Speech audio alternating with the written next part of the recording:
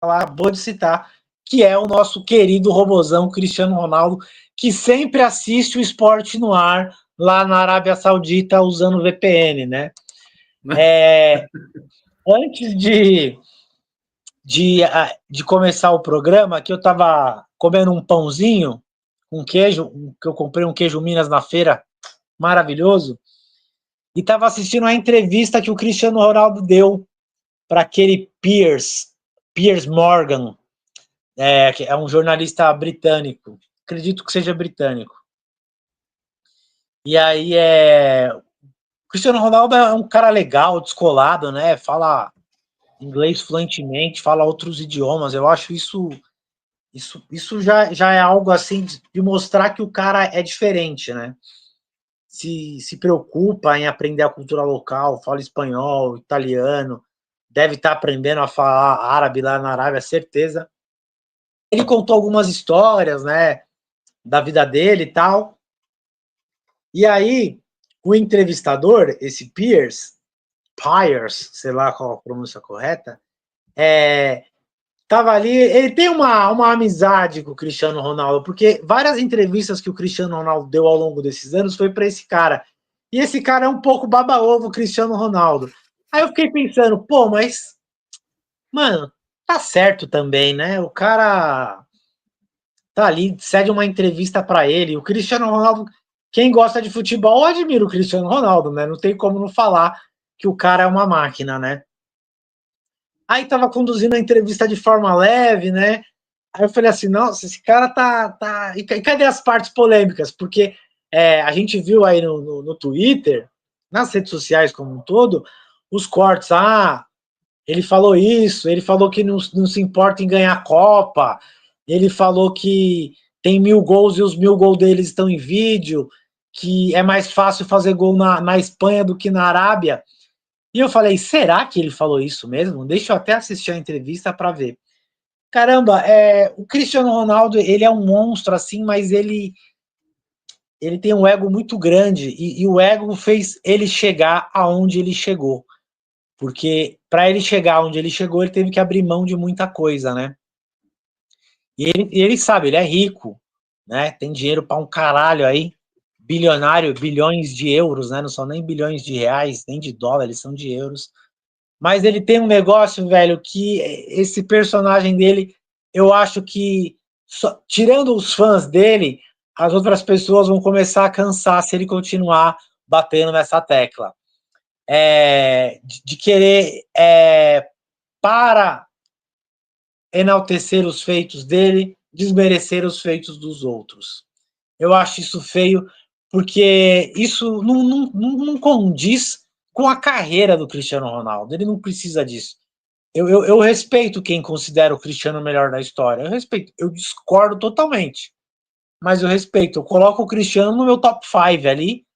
Fácil. Fácil. E, porra, tudo bem que é o meu top 5. Eu não sou nada no futebol, né? Mas ele entraria no meu top 5. E aí eu não gostei desse negócio dele falar dos 1.000 gols. E todos os 1.000 gols dele estão em vídeo.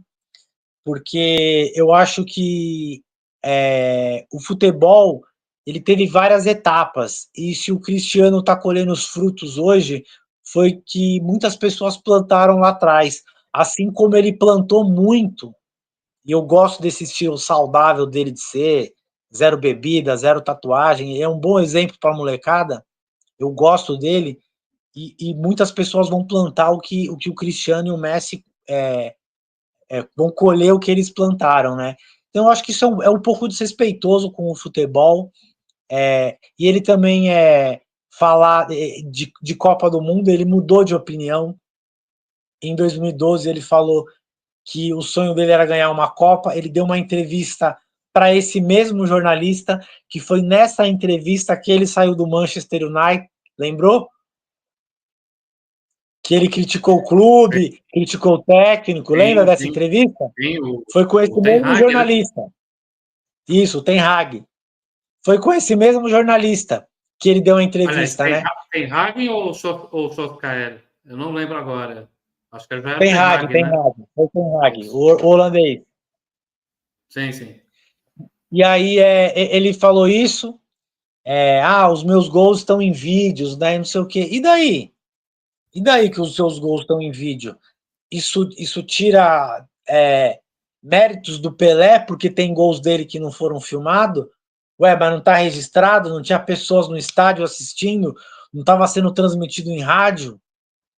Então, e quantos gols desse do Pelé foi na Europa contra os grandes europeus que pagavam fortuna para ver o Pelé jogar?